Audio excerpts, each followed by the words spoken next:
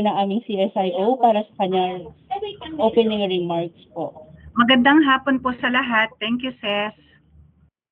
Lahat po naririnig tayo? Yes po. Okay. Kumusta na po kayo?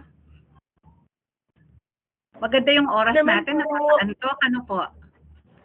Yes, Pero ma'am. sana po, hindi tayo Yes, ma'am. antokin. Okay. So, welcome po to our mini orientation. Dahil simula na po natin yung Yakap Clinic, meron na tayong Yakap Gamot. Para po maumpisahan natin yung gamot, kailangan ready po tayo. So, ito pong pagpupulong na to, we will give you yung pong assistance kung paano kagad tayo ma-validate for approval para dun sa Yakap prescription po para sa gamot. Dapat po ready ang ating Yakap Clinic. So, meron tayong validation na Annex S monitoring na i-comply po, na ipepresent mamaya ni Ceci. Dahil po pag naayos ito, pwede na po tayong mag-subscribe. Mag-subscribe ng, ay di naman subscribe, sorry, mag-prescribe. Pwede tayo mag-prescribe ng drugs and medicines dahil may ready na po tayong accredited gamot facilities. Currently, meron tayong 15 accredited across the province.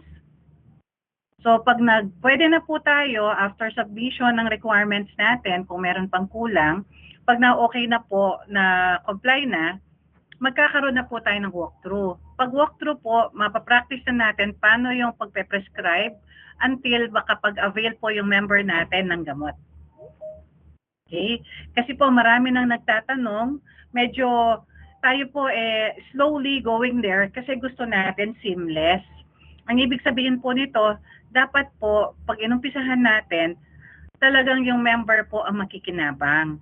From consultation, from laboratory, and then kapag po may nakita kayo na kailangan talagang bigay na gamot na wala dun sa 21 natin prescribed. Kasi po, at the moment, nasa inyo pa yung 21 and drugs and medicines, nasa Yakap Clinic niyo po. So, merong 54 na available sa mga pharmacy. So, going there, kailangan po ng validation muna natin, kailangan ready tayo, dapat po ma-comply natin yung minimum requirements, then we can proceed. No po? So with that, we can give you the floor to Ms. Ceci para i-walk through tayo ano ba yung kailangan natin, ano ba yung gagawin namin sa validation. After this discussion, we will schedule yung visit namin sa mga clinics ninyo, sa mga Yakap clinics, para po dun sa compliance na hihingin. Ang unang lang po na pinaka-importante, syempre yung Wi-Fi connectivity. And the rest po, madali na lang kasi available na po yung mga yon sa ating Yakap Clinic. Okay, are you ready, Ceci? Hello po, Liz. Yes po. Ready na po. Okay. Okay. Magandang hapon po. Dito lang po mag-monitor. Thank you. Ayan. Hello po ulit sa lahat. So, wait lang po, mag-share lang po ako ng screen.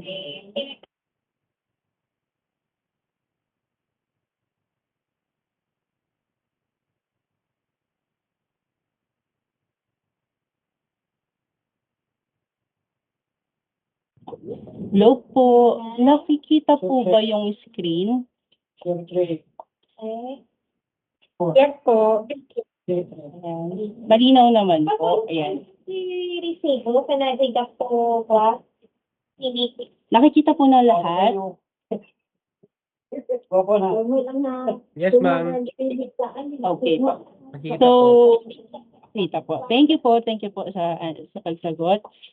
So, we'll be having po our little orientation about dun sa on-site validation tool ng Yakap and Gamot Readiness. Yung iba po sa inyo, napuntahan na po namin and nakita na po nila itong validation tool na ito and may copy din po sila. So, para malinawan po tayo and ang objective po kasi ng orientation na ito para ma-standardize yung on-site validation para uniform po. And para ma-align po yung interpretation and reporting of findings. And then, para ma-ensure po yung objective and evidence-based assessment and drive continuous compliance and quality improvement. So, first po, kung meron po kayong validation tool dyan sa mga napuntahan po namin, pwede po ninyong kunin and ma-check po, same lang naman po dito sa pinipresent po namin ngayon. So, yung pinakaunang quadrant po dyan ay ang availability of stable internet connectivity with minimum speed of 100 Mbps. So, sa advisory po natin na 2026-0018, nakalagay po doon na ang minimum speed na po dapat natin ay nasa 100 Mbps. Tapos natin na kailangan na. Ayan, paano po natin makikita yung internet speed test result? Sa ating ano po yan, speedtest.net. Pwede niyo pong ma-check.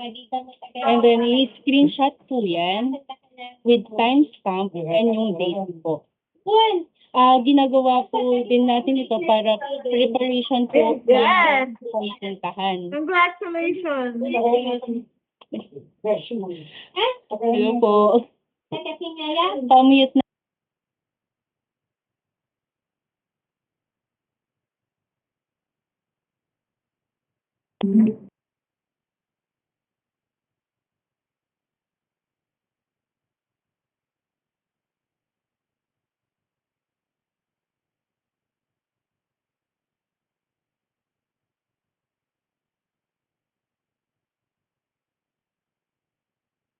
Nawala pa yung audio.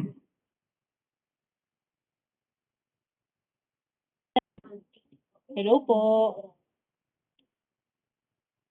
Hello po. Saan po nawalan ng audio? Saan po banda? Hello po. Naririnig na po ako? Yes, ma'am. Okay na po. Balik na po. Yes po. Okay na po, okay na po. Okay na po. Thank you po. Saan po nawalan Okay na ng po. audio, Panda? Dito na pa rin po sa ISP? Hello po. Continue ko na lang. So, sa internet service provider contract po, kung hindi available ito, pwede po ang latest billing po natin. No po? And then, connectivity reports po, ito po, ilalog po ninyo yung downtime po ng inyong internet. So, ito po yung format. Pwede niyo po siyang gayahin. So, meron po tayong file or logbook ng pag-down and pag-resume po ng ating internet.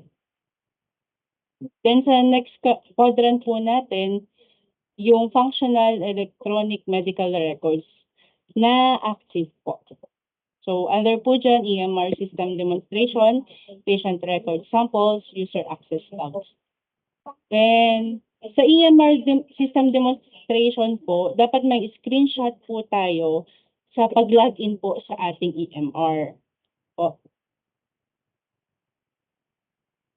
Sa patient record samples naman po, yung screenshot lang din po ito ng patient records po ninyo sa under po ng EMR.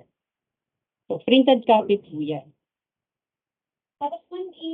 And then, user access logs po. Ito pong format na ito or template na ito, kinakailangan po ito para lang po sa mga walang user access logs po.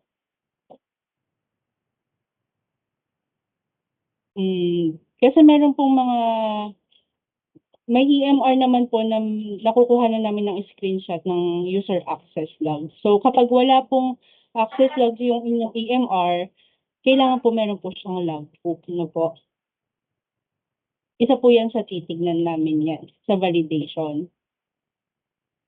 Next indicator po, ang operational PCU system equipped with 720p camera and biometric or photo verification capability.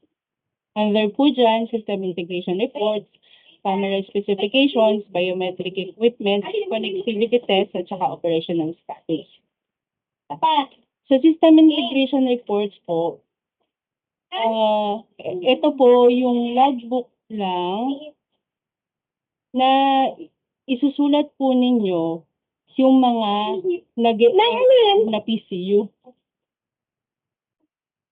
No po. Dapat meron po kayong logbook po nito.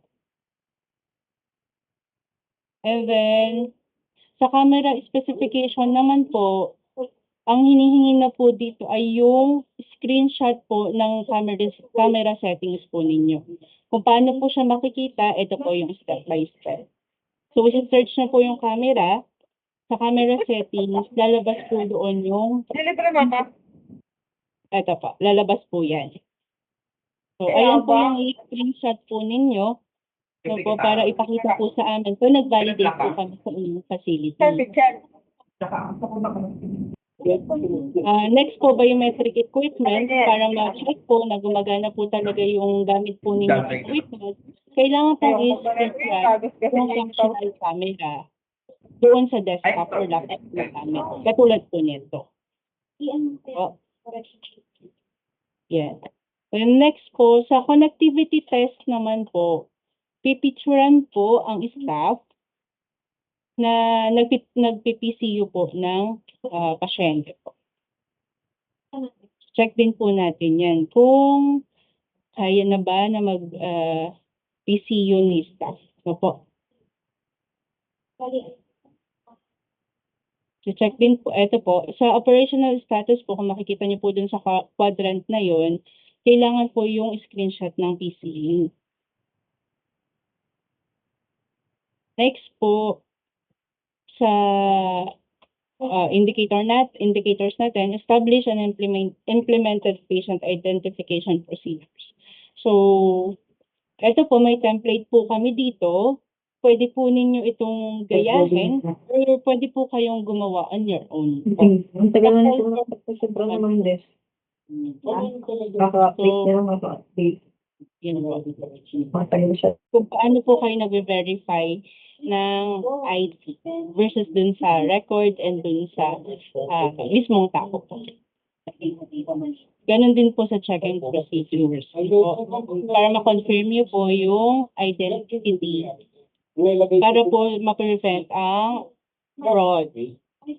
Ito po yung sample ng check-in procedures. Pwede din nyo po siyang pagbasihan. Opo. Or pwede nyo pong hiramin. I-edit nyo na lang po yung log. Next po yung first patient encounter and comprehensive health screening protocols. Under po dyan yung FPE protocol manual, flow chart, completed FPE forms, screening checklist, staff training records. Ito po yung sample ng FPE protocol manual. So, format po ito, ayan, manual lang po ito paano po kayo nagpa-first patient encounter. So, naka-folder po yan, dahil check din po namin yan once po na binisit po namin ang inyong facility. Ito pong FPE protocol manual na nasa screen po ninyo, pwede niyo po siyang pagbasihan. Kung pwede din naman po kayong gumawa ng sarili po ninyo. Sarili niyo pong FPE protocol manual. So, ito po yung flow chart naman. Sample lang din po ito ng flow chart. Doon po sa mga nagpasa na mga facility na po at tanggap na po namin yung flow chart. As of now naman po, sa naipasa po namin sa region na 10, wala naman pong bumalik. So, sample lang po ito. Then, yung sa completed FPE forms po, ayan, pwede pa po yung manual FPE po natin. Reminder lang po, ang i-press po, hanggang sa ngayon po ay pinapa-fill out pa rin po natin yan pinapasagutan pa rin po natin yan sa ating mga pasyente. No po? Kasi wala pa po nagsasabi na lifted na po yan, na hindi na po natin ipapagawa. So, kailangan po namin ng pipicturean po namin yung mga fully filled out po. No, completely filled out na forms pag kami po ay pumunta sa inyong facility. Next, yung screening checklist po ninyo.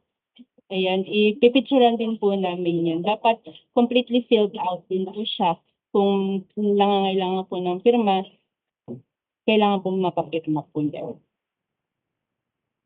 Then next po, staff training records, copy po ng PRC, ng doctor, nurse, or midwife, and yung certificate ng training or attendance po na pinuntahan ninyo or inattendan po ninyo yakap readiness module na kinonduct po ng program. Okay, nag-lunch o. Kasi, Next po, next indicator po natin, staff trained on PCU utilization and related processes. So, under po dyan, training certs, demonstrated capability to conduct proper FTE with a liveness check and an issuance of mutual care agreement, competency assessment, and user manuals. So, sa training certs po, ang ipoprovide nyo lang naman po ay yung certificate na noong last November po yata ito, yung galing po kayo sa Orchids Garden. Ayan po. Dun sa IT and dun sa doctor po. Opo. Kaya hanapin din po namin yan. So, i-print nyo na po, i-file nyo na po. Next po, under po ng demonstrated, completely filled out FPE, MCU, and PCU sample lang naman po ang hilingin namin sa inyo. So, ipapapakopy lang din namin yan po. Basta make sure lang po ha, na napirmahan and completely filled out po yung FPE, MCA, para po sa ganun, ready na po siya na makuha namin pag na-validate kami. Dapat pirmado po ni Doc ha, yung MCA po. Pirmado po ng head of facility. And then, sa competency assessment po, ito naman po, pipicturean na lang din po namin kayo kung paano nyo po gamitin ang PCU. So, yun po yung ilalagay po namin proof na competent po kayo. Opo. Ito po kasing pre-test at saka post-test. Kapag hindi po kayo nakapag-pre-test or nakapag-post-test sa mga orientation online po, hindi po kasi kayo nabibigyan ng certificate. Opo. Correct me po kung mali po. Kasi yun po yun sa pagkakaalam ko, pag hindi po ninyo hindi kayo nag-pre-test, hindi po kayo nag-post-test, hindi po kayo makakakuha ng certificate. So, ang ano po, in lieu of this na lang po, yung pong picture na lang po ninyong nagpi-PCU. Yung staff mismo. Si staff, pinipCU niya po ang kliyente. Sa user manuals naman po, pwede na po dito, katulad po ng sinabi namin sa ibang facility na napuntahan na namin, pwede po dito yung PCU, yung Annex A po, PCU guide, sa may circular po, na 2025-0017, pwede niyo pong gayahin yun, no po, or i-print nyo na lang po, at i-folder. And then, i-label po. And then next po, yung capability to generate gamot prescription through an authorized physician. So yung nomination po, lahat po ba nakapag-submit na ng nomination? No po. Yes po. Yes po, Nakapag- Ma'am Ceci. Ma'am. Nice one. Buti naman po. Thank you po. Yan po. Isa po kasi yan sa ating requirement para matag na po kayong ready. Tapos po, ayan, meron po tayong 5/5 questions. May 5 questions po tayo para sa ating mga doctors. Sa yakap physician po natin. So, kailangan po nilang sagutan yun. Isa kasi yan sa requirements po. Then, ito po yung sagot. Ito po siya.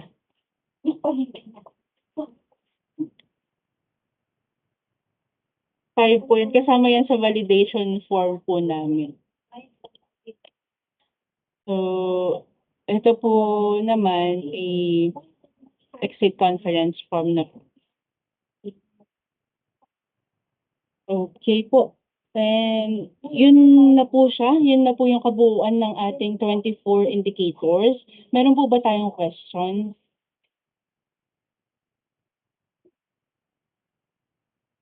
No po.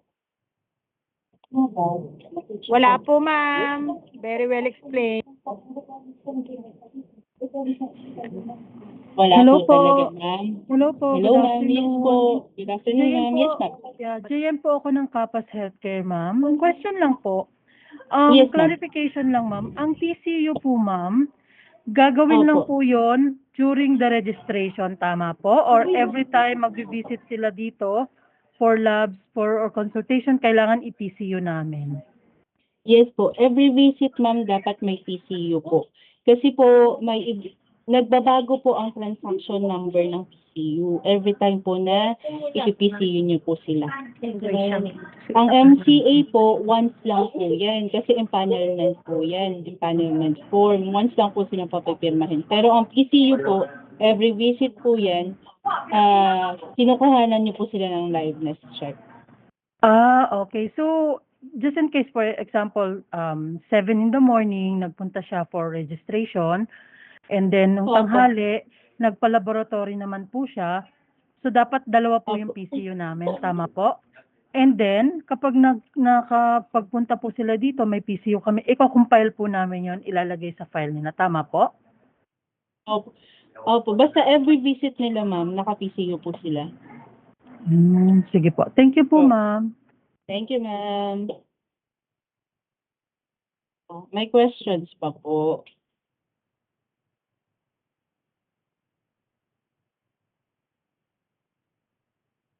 Hello po ma'am, good afternoon po.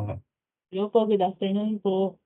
Hello ma'am, from Holy Trinity po. Ma'am, ask ko Ayun. lang po yung availability po nung gamot. Kasi nagkaka-error pa rin po kami as of now. Availability ng gamot, sir? Yung gamot mismong- app po ma'am. Yung mismong website po niyo. Sige po. Wait lang, sir, ha? Wait lang.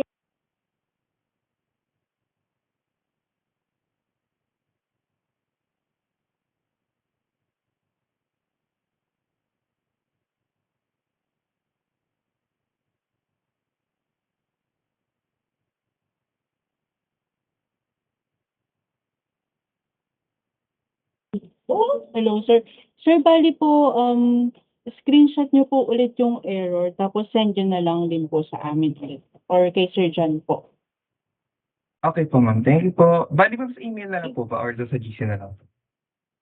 Sa email na lang, sir, para Okay nakakita po yung agad. Baka matabunan kasi sa GC, sir. Thank you po. Sige ma'am, thank you po. Thank you po. Meron pa po ba?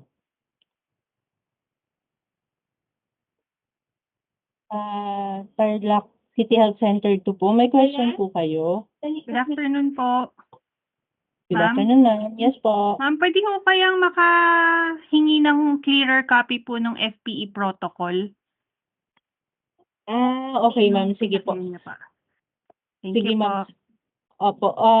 Send, ano na lang po, kunin ko na lang din po yung inyong email.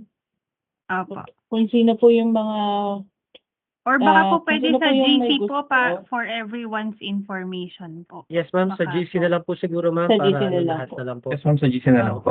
Yun po Tapos- ma'am, para may copy po kami.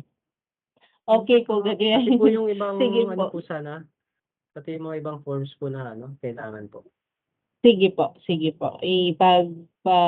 Alam din po natin i-send sa GC po. Yes, ma'am. Para may sample Thank na rin you po. Thank you, ma'am. Thank you po. Alright po, sige po. Thank you po.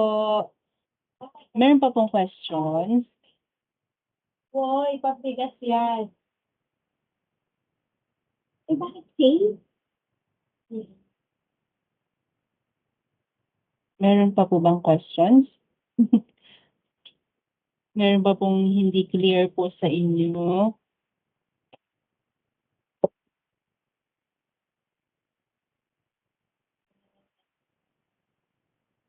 Hmm.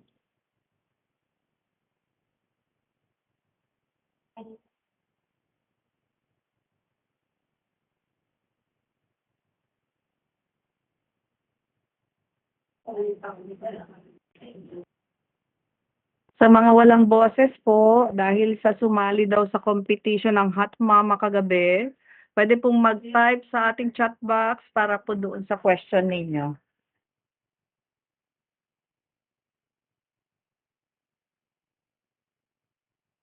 Sir Paul ng San Manuel, pwede niyo pong i-type sa chat box ang inyong query para po sa information ng lahat para masagot po natin one time.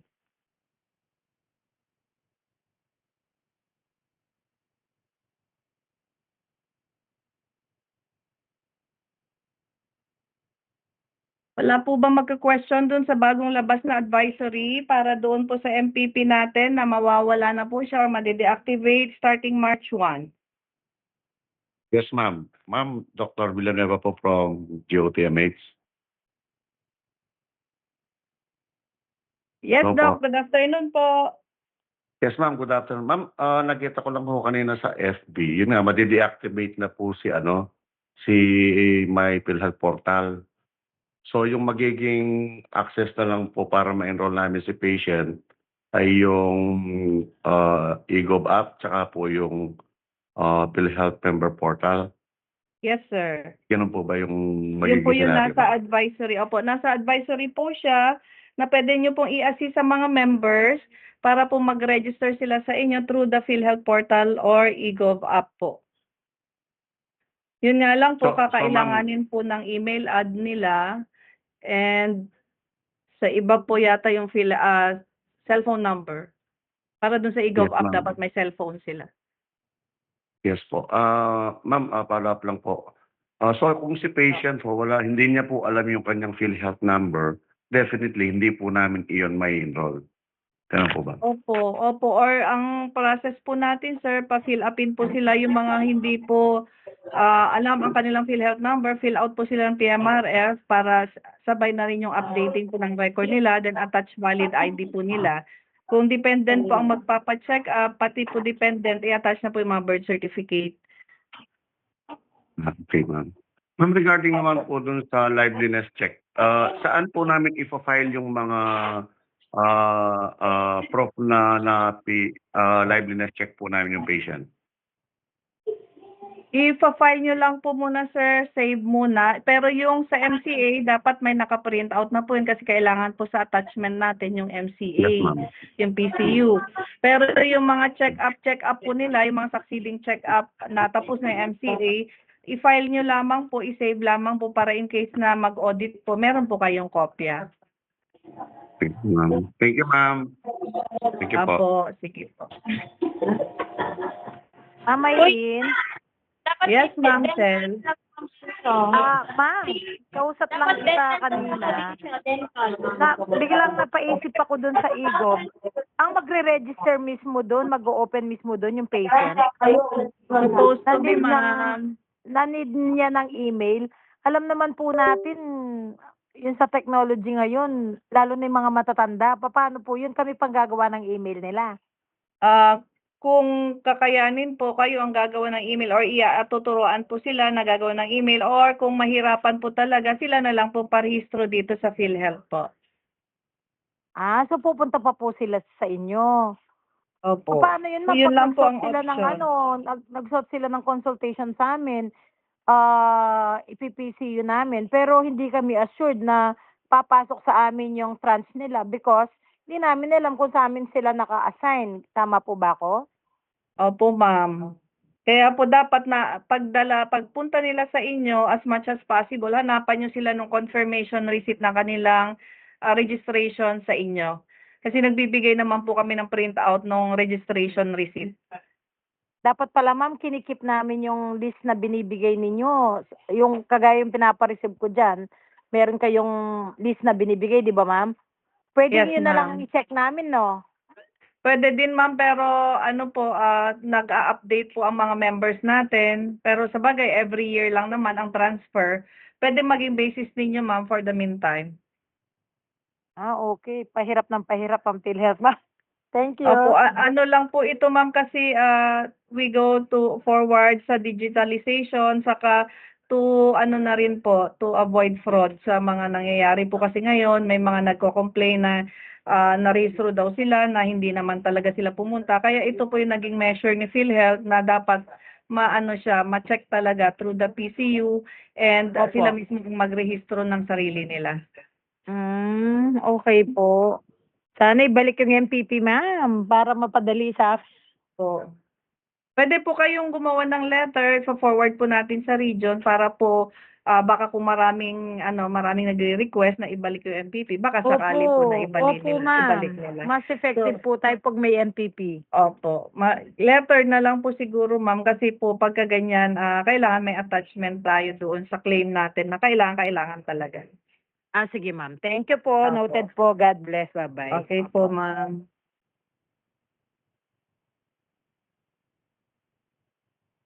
Any questions pa po? Ma'am Liz? Ma'am, good afternoon.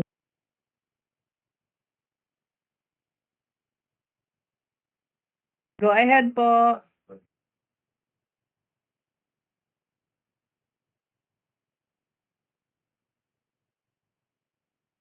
Can I go first po? Ma'am Liz? Good afternoon po. Good afternoon po. Go ahead po, ma'am. Feedback lang din po sa MPP kasi sa first step po na verification namin, doon po kasi namin na-check kung naka-empanel na po or naka-register po yung mga pasyente sa ibang facility. Yun po kasi yung measure namin para hindi po madoble-doble. Kasi yung iba po, pag minsan nalilimutan po nila saan sila naka-register. So kung matatanggal po yung MPP, meron po kayong ibang paraan kung saan po kami makakapag-verify.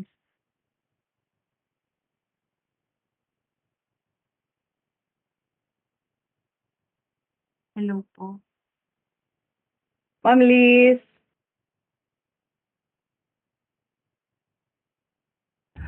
Mahina po yung boses, ma'am. Paulit po, pasensya na.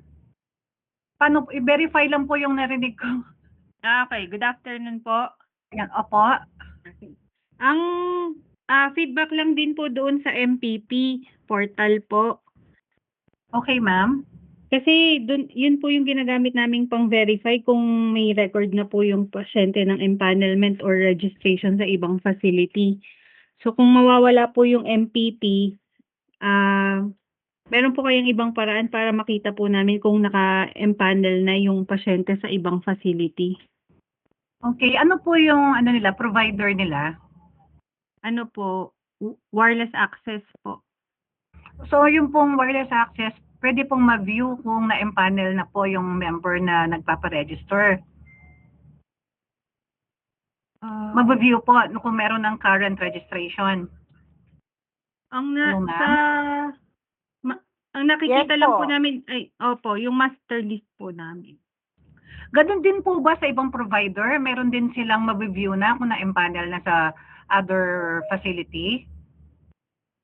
Yung po mga hindi naka-wireless access, meron din po ba silang window na makita yung empanelment or registration sa iba? Sino po dito yung icon po, meron ba? Kasi po kaya natanong ko, kung may special feature yung ginagamit nyo, nakakonect po yung wireless access dun sa MPP namin, ganun po ba yung system? Hindi Ma'am, po. hindi Sa, po. sa MPP po kami nag-check. Sa MPP mismo. Opo. Alright. So yung MPP, meron siyang feature na makikita nyo yung mga dating na register. Tama po, no? Check po Ngayon, namin yung... paano nyo malalaman anong other measure? Opo. Kung mawawala po si MPP. Okay. Sige ma'am, inote ko. I'll go back to you. Itatanong ko po. Opo. Thank you Okay po. naman. Pakipark po muna. Thank you. Opo. Thank you po. Hello po, ma'am. Good afternoon po. Go ahead po. Regarding po doon sa may MPP, ma'am, i-clarify ko lang po. So pati din po ba yung CEC sa IHCP, mako-close na din?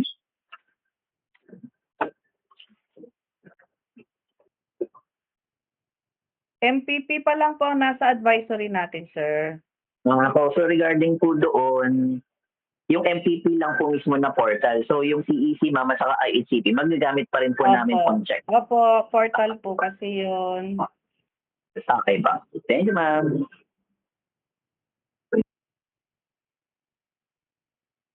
Ang pinaka-best po siguro, pagka may pumunta nagpa-check up sa inyo, hingan nyo po sila ng proof na naka-register po sila sa inyo. It's either a screenshot na kanilang e-gov app na nakalagay doon yung Yakap provider, or pwede din na hingan nyo po sila ng consulta confirmation receipt, yun yung proof po na naka-empanel po sila sa inyo.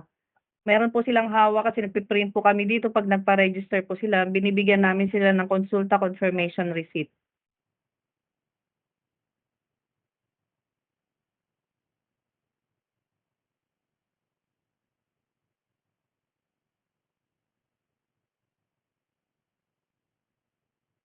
Kung makikita nyo po sa advisory, nakalagay po doon, pwede po kayong mag-dedicate ng isang computer na kung saan magre-register doon yung mga members, sila mag-open ng kanilang PhilHealth portal or magre-register sila sa eGov app.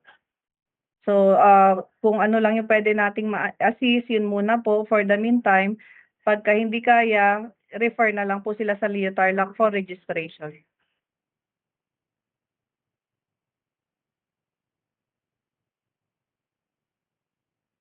Si Tarlac CAC2 po, nakataas ang kamay, and si Ma'am Rosel Ann ng TPH. Any question po?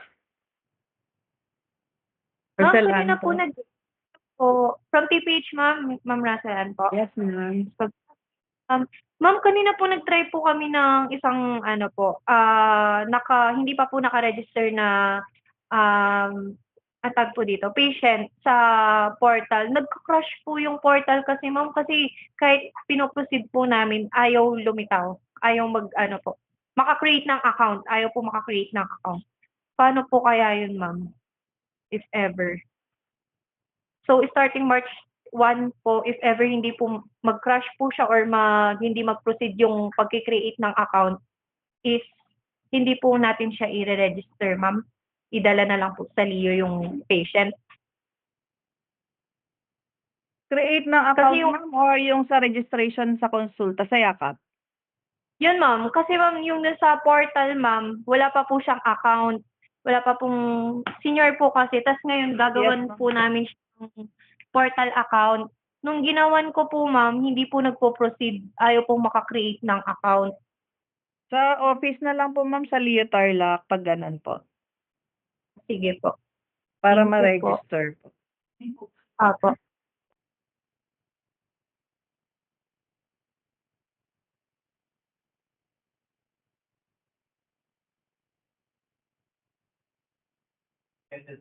Any questions pa po? Si Ma'am Rosel, nakataas pa ang kamay. Speakers tayo po dito sa Tarlac Provincial Hospital. Pwede po ba kayang ipasuyo sa kanila na i-register yung mga patients na gusto magpa-register sa amin? Yes, ma'am. Meron silang kasama sa duties nila yon na mag-register na sa konsulta. Pwede nyo pong i-refer sa kanila. Sige Para po. sa Ganun na lang registration, consulta registration, ma'am. No? po. Ganun na lang, ma'am. Yes, ma'am. Thank you po. Sige po.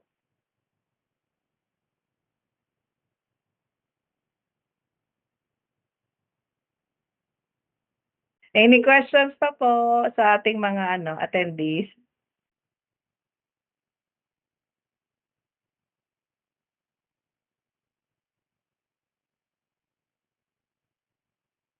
Reminder lang po sa ating internet speed, dapat po 100 Mbps po ang ating minimum na ngayon kasi po nakita during the pilot testing na mas mabilis ang ating pagbabayad pagka mabilis po ang internet speed. So ang minimum required na po natin ngayon is 100 Mbps.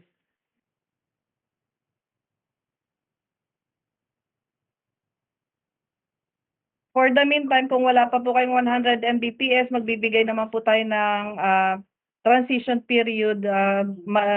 Sasabihin na lang po sa inyo through the GC kung hanggang kailan yung deadline natin for the 100 Mbps. Ma'am Jennifer Agustin from Senior Santo Niño, may question po. Ma'am Jen. Hello, ma'am. Good afternoon. Yes, ma'am. Good afternoon, Ma'am Irene. Ma'am, pasensya na po. Hindi ako nakahabol kanina. Hindi ko masyadong narinig lahat. Yung po ba mga na-visit na Yakap provider, i-visit pa po ba ulit? As per doon sa present ni Ceci, meron tayong mga updates doon sa Yakap readiness natin. So kung ma-evaluate naman po na okay na yung mga dati na naming na-visit and naka-lista na for pilot testing, hindi na po kailangang i-visit ulit.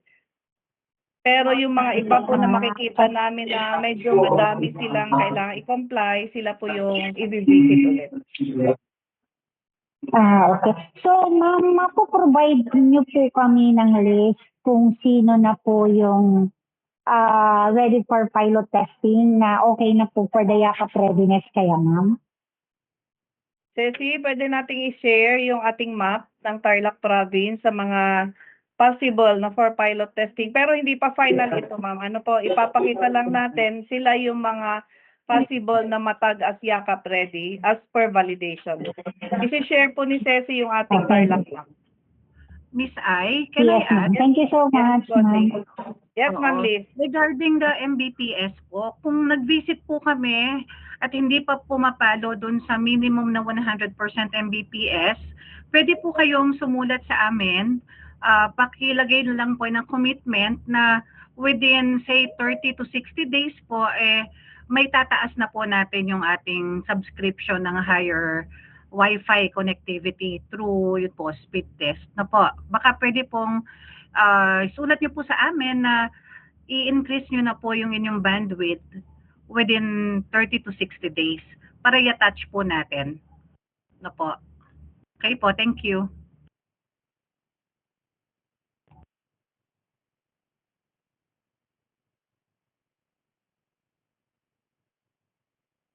Okay. Ayan. Hello po, nakikita na po. Wait lang po. Bakayan natin po. Ayun yan. Yan po yung nasa list na possible for pilot testing. Pwedeng madagdagan pa, pwedeng mabawasan, depende sa yakap readiness evaluation ng regional office. Nakikita po? Yes, ma'am. Yung Nakikita may stethoscope na logo, sila yung mga yakap clinic. Yung merong parang bote, gamot facility po sila. So kung dalawa yung logo na yan, parehong yakap clinic and gamot provider sila. Sa Kamiling po, si Senyor Santo Niño and si Kamiling Municipal Health Unit. Then sa San Manuel, si San Manuel Community Health Center. Si Paniki CK Pharmacy yan, yan yung i-activate natin kung sakali, katabi ni San Manuel. Sa Santa Ignacia RHU, under a proposal din po yan for pilot testing, Herona RHU 3. And si Herona, kasi si Herona RHU 3, meron siyang municipal pharmacy sa area niya. Si Herona Municipal Pharmacy, accredited din siya and ready for pilot testing. Si Victoria, pareho kasi siyang yakap provider and gamot facility, so possible din siya for pilot testing. Then sino ba to? Si Concepcion, RHU 1, 2, 3, and Concepcion District Hospital and Santa Lucia Eye Center. Si Kapas RHU 3 and si Kapas RHU 3 kasi meron siyang pharmacy na nasa area ng Kapas. And yakap ready din siya. So yan po muna. For the meantime, pwede pang madagdagan as we go along sa ating yakap readiness evaluation and validation. Ready na po ba yung mga nakatag dyan? Yan. Any question po or any violent reaction? Hi ma'am, good afternoon. Ma'am, tanong ko lang, parang hindi ko nakita dun sa Yakap Clinic si Kapas Healthcare, sa Kapas at saka si Healthcore Diagnostic Center sa may Concepcion. Pag ganun po ma'am, meron pa mga meron bang criteria na hindi naabot kaya hindi po sila nasama? Sa clinic ma'am, Yakap Clinic? Yes ma'am, according to evaluation po yan ng LEO and ni Regional Office. Ma'am, kanino po pwedeng i-verify kung ano po yung kailangan pa nilang i-comply po ma'am? Yung pinakita po natin, ma'am, for for clarification, hindi pa po yan ang final. So, ibig sabihin po sila kasi yung mga nauna nating na-identify for pilot testing. So, kung magiging ready kayo later on or in the future, magiging yakap ready kayo, ma-open din naman yung inyong access sa Gamot app. Okay po, ma'am. Pero yung sa Kapas, ma'am, may isa po doon na possible po yung sa gamot naman po is yung Save Life Pharmacy, tama po? Yes, ma'am. Ang nagde-decide po niyan is Leo and Regional Office. Hindi lang po isang office ang nagde-decide for the yakap readiness. Then we evaluate that. We give the list sa Regional Office. Saka sila po ang mag-decide na kung sino ang ipapilot test. Okay, ma'am. Thank you po. Okay po. Marami po kasi tayong consideration for the pilot testing. Aside from the yakap validation na ginagawa po ni PhilHealth, meron pa po tayong mga criteria like 30% ng munisipyo dapat ay yakap ready. So kung hindi makuha yung 30% na yakap ready, hindi po mapapilot test ang isang munisipyo. And meron pa po tayong other criteria bukod doon sa 30% yakap readiness ng isang munisipyo, yung ma-discuss naman sa inyo sa group chat natin kung ano pa yung naging criteria natin. Pagka ready na po tayo doon sa list. Kasi ang pinakita natin kanina is partial list pa lang po for possible pilot testing. Hindi pa yun yung final list.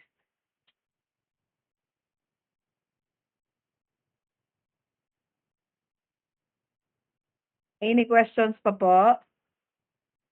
Miss Ai, also po, kapag nakadaan na po sa amin, nagkaroon na tayo ng validation, at sa tingin po namin naman sa LEO level is naka-reach nyo naman yung 100% na po. Pwede kaming mag-recommend, and then, sabi nga po ni Miss Irene, yung final say po nasa region. Pero kami po ang magre-recommend upon visitation kung nag-comply naman po kayo. But the final and revalidation, babalik po ang mga taga accreditation department to see kung talaga pong complied na at pasok po sa lahat ng nire-require nila, then meron na po tayong pwedeng umpisahan. Kaya po sa pagpunta namin within March, we're expecting po na ready na po, may mga screenshot po doon namin gagawin para makita natin yung process. Pero yung mga kailangan po namin, like yung minimum lang po, yung mga sa process ninyo, kung may training man yan, kung ma-ready na po nila. Para po pag nagpunta kami, nilalagay na lang po natin sa folder, ready for submission. Okay, thank you. May questions pa po?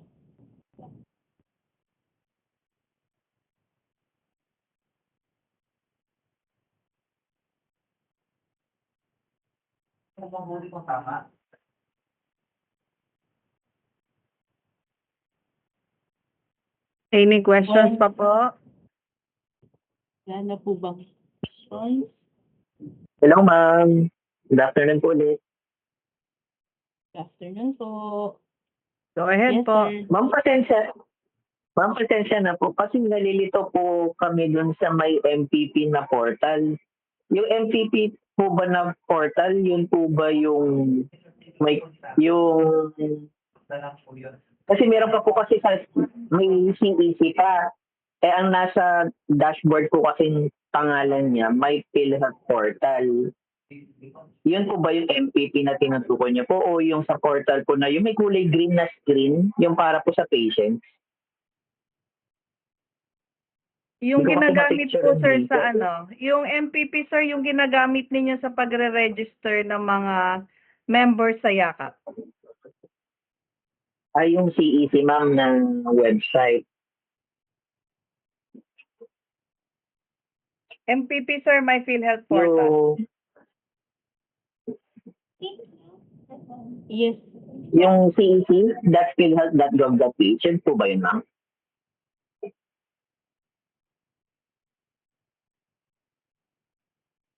Yes po, sir. CEC po. Yung CEC. So, yun yung Opo. sa hanggang March na lang. Doon po kayo Ay, nagre-register, sayang. hindi po ba? Yes po. So Yun pag po mawawala po yung yun, PhilHealth portal. Opo.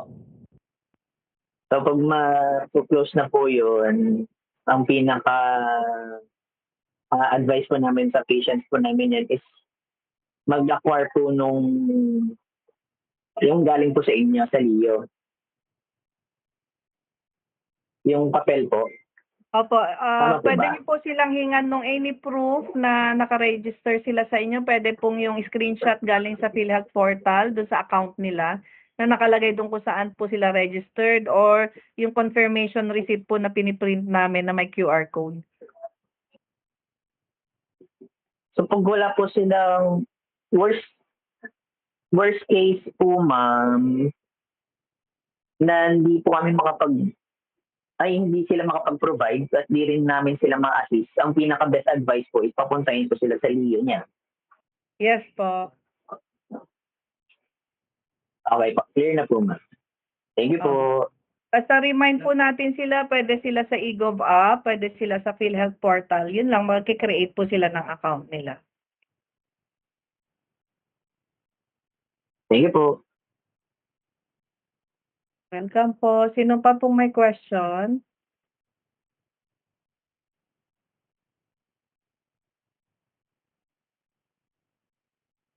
Any questions pa po?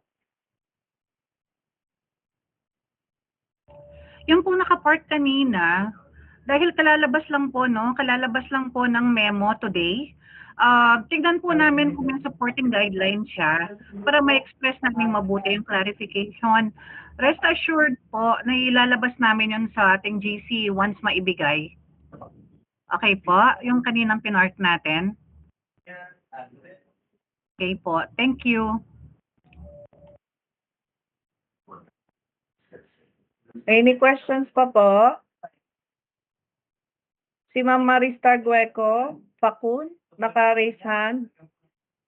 Hello po, good afternoon, ma'am. Good afternoon, ma'am. Ma'am, kung paano po naman yung mga nasa mga liblib na lugar kagaya dito sa San Jose, wala silang cellphone, wala silang access sa eGov. Paano po yung pagre-register sa kanila? Same din, ma'am, ang gagawin dito sa office. Magkakaroon po ng si Ma'am Liz, bine-verify niya po ngayon sa region kung pwedeng kayo na lang ang mag-endorse pero dapat may authorization si member na kayo mag-endorse for the registration nila po sa inyo. Yes, Pero ma'am. for Kasi approval pa po ng region 'yan. okay po. Thank you, ma'am. Any questions pa po?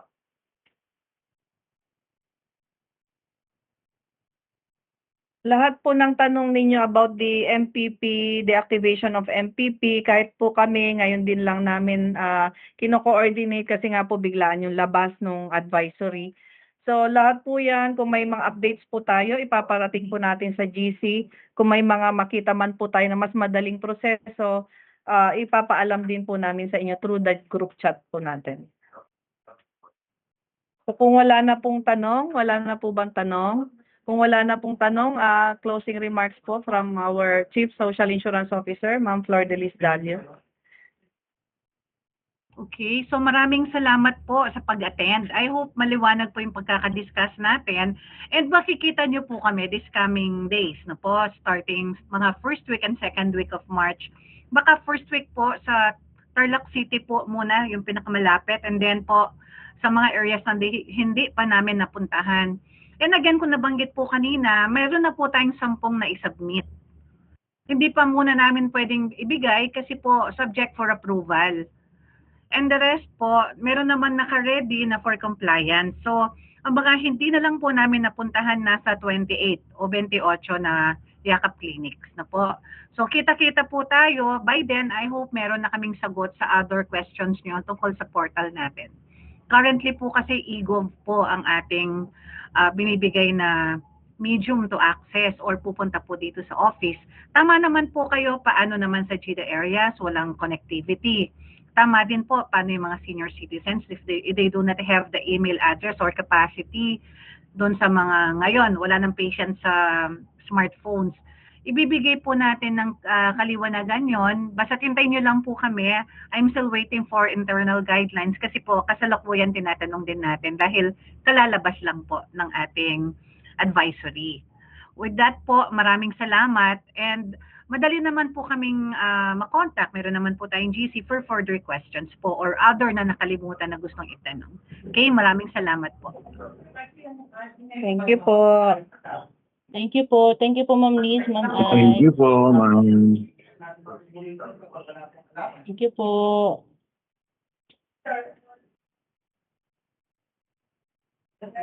Thank you po.